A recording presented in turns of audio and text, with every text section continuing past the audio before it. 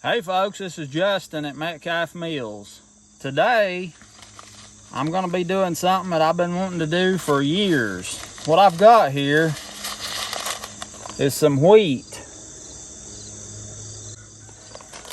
It is Red Clausen is the name of this wheat, and it is the variety that my grandpa and my great-grandpa used to grow over 70 years ago, just right here close to where I live. So I finally found out the name of the wheat that they grew a few years back, and I started looking for seed, and I found it at one seed exchange, but they wanted like $4 for 25 grains.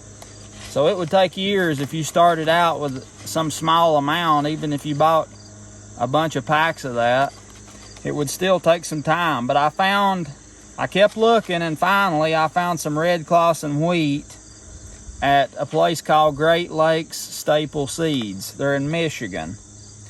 And this is a soft red winter wheat, and I think it was bred around 1889. So it's been grown in North Carolina, Virginia, I think Pennsylvania, New York, all up and down the eastern area there. And I'm looking forward to growing some of this. I want to try it. I've heard my dad talk a lot about it when he was a little boy. He's told me a lot of stories about the whole process of growing wheat. When everybody got their wheat crops ready in the, up in like midsummer, the thrashers would come around with their thrashing machine, and they'd thrash out everybody's wheat. And I think the thrasher men stayed with you. If they were thrashing your wheat, you had to provide them room and board. So it's an interesting thing. I'm looking forward to growing some of this, eventually milling some of this. So me and Will's gonna put it in the ground and see how it does.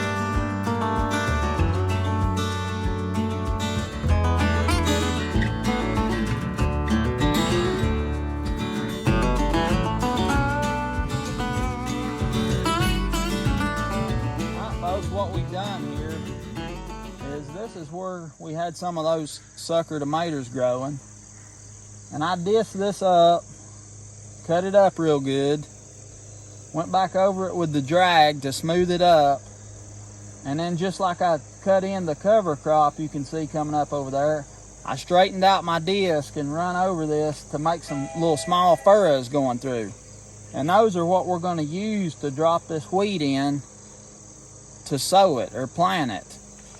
Usually in the olden days they would have enough of this wheat that they could broadcast it by hand or use like a cyclone sower, or if they had flat enough ground and had the means, they could use a grain drill, which I have one, and hopefully one of these days we'll have enough grain to use that grain drill.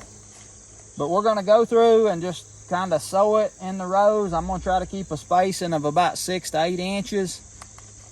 Wheat, the more room it has, the more it will grow. Like if it has room to expand, it will get bigger and bigger. So we're going to sow it spaced out real good so that it can grow and hopefully make a lot of good seed.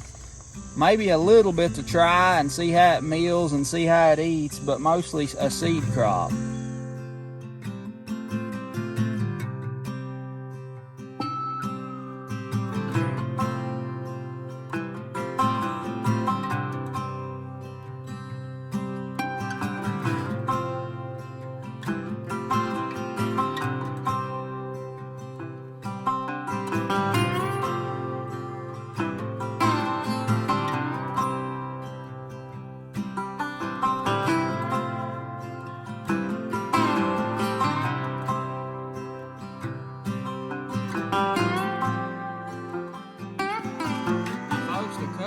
seeds, I want to cover them just really lightly because it looks like it's going to rain later. So I'm just going to cover them real lightly to keep any bugs or anything, keep any birds or anything from getting them. The bugs can get them in the ground, but hopefully they won't. But anyway, I didn't bring a tool to do this, a rake or anything. And something that works real good is just a tree limb with some sprouts on it. You can just drag that over the ground and it'll just do about what you need to do when you're covering seeds like this. So we're going to cut one to use for that purpose.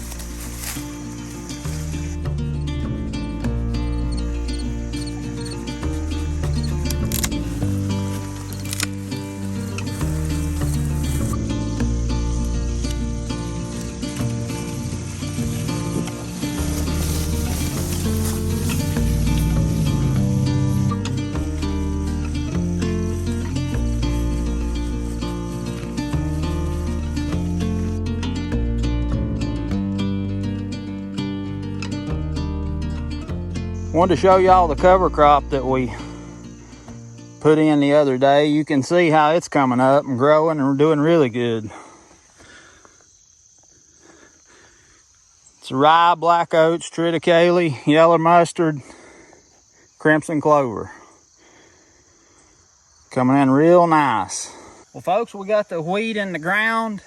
Hopefully this stuff will grow good and we'll have some red Clausen here about next May.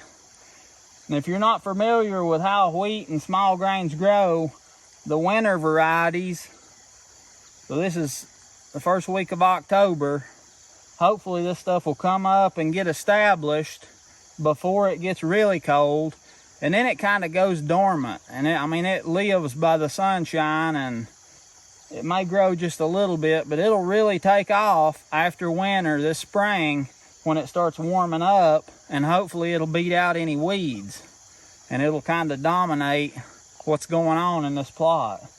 And then hopefully we can harvest it about May or June, hopefully.